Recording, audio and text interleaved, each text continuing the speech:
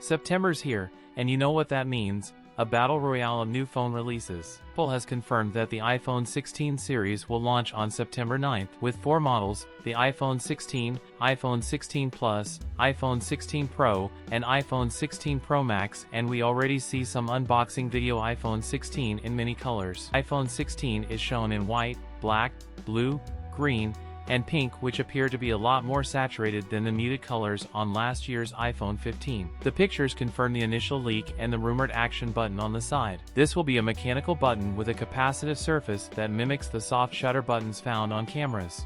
The iPhone 16 Plus will offer the same 6.7-inch and iPhone 16 with its 6.1-inch screen size as its predecessor. All 4 iPhone 16 series phones are also expected to offer slimmer display bezels. iPhone 16 and 16 Plus gain the action button, which made its debut on the 15 Pro last year.